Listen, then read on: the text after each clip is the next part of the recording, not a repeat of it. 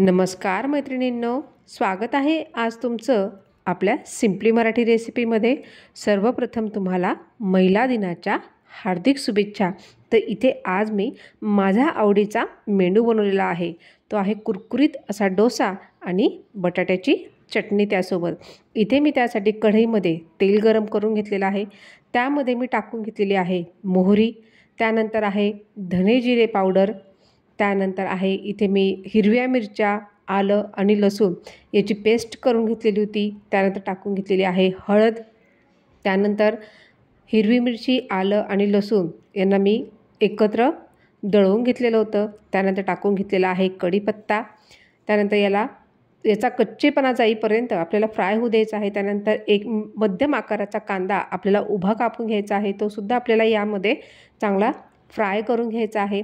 त्यानंतर इथे मी 3 मध्यम आकाराचे बटाटे उकडून गार करून त्यांचे साल काढून त्याच्या फोडी तयार करून घेतलेल्या होत्या। तुम्ही बघू शकता इथे 3 मध्यम आकाराचे बटाटे मी वापरले आहेत। त्यानंतर इथे टाकून घ्यायची आहे कोथिंबीर आणि त्यानंतर इथे टाकून घ्यायचं आहे चवीनुसार मीठ। तर तुम्ही बघू शकता इथे आपली बटाट्याची भाजी जी आपण डोश्यासोबत खाणार आहोत ही तयार आहे। चवीला म्हणाल तर ही भाजी अतिशय अप्रतिम लागते। आणि त्यानंतर आपण आता इथे डोश्यांची तयारी करून घेऊया। तर इथे मी डोसे बनवण्यासाठी जवळपास 2 वाट्या तांदूळ घेतलेले होते आणि अर्धी वाटी उडदाची डाळ घेऊन दोघंही एकत्रच भिजवलेले होते। 5 ते 6 तास नंतर मी वाटून घेतलं आणि रात्रभर याला फर्मेंटेशनसाठी ठेवून दिलेलं होतं। त्यानंतर तुम्ही बघू शकता पीठ खूप छान फुललेलं आहे। त्यानंतर मी इथे टाकून घेतलेलं आहे मीठ। पीठ थोडंसं सैलसर व्हावं त्यासाठी मी इथे 2 ते 3 चमचे पाण्याचा वापर केलेला आहे। जास्त आपल्याला हे पीठ पातळ करायचं नाही आहे। त्यानंतर इथे तुमच्याकडे जो तवा असेल तो तुम्ही घेऊ शकता। हा नॉनस्टिकचा तवा नाही आहे, साधाच तवा आहे। त्यावर मी आता कांद्याने हे असं तेल पसरून घेतलं की डोसा हा कुठेही चिटकत नाही।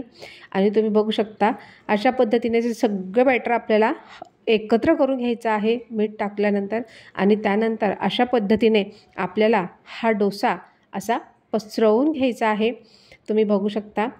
त्यानंतर पुन्हा याला थोडं वरूनसुद्धा आपल्याला तेल लावून घ्यायचं आहे आणि खालून हा पूर्ण शिजेपर्यंत आपल्याला हा डोसा शेकून घ्यायचा आहे। तुम्ही बघू शकता अतिशय सहज पद्धतीने हा जो डोसा आहे हा निघतो आहे। यासाठी फक्त मी 2 वाट्या तांदूळ आणि अर्धी वाटी उडदाच्या डाळीचाच वापर केलेला आहे। तुम्ही बघू शकता अतिशय जाळीदार असा हा डोसा तुम्हाला इथे दिसतो आहे। चला तर मग रेसिपी जर तुम्हाला आवडली असेल तर नक्कीच आज चॅनलला सबस्क्राईब करा, लाईक करा, कमेंट्स करा आणि हो व्हिडिओला जास्तीत जास्त शेअरसुद्धा करा।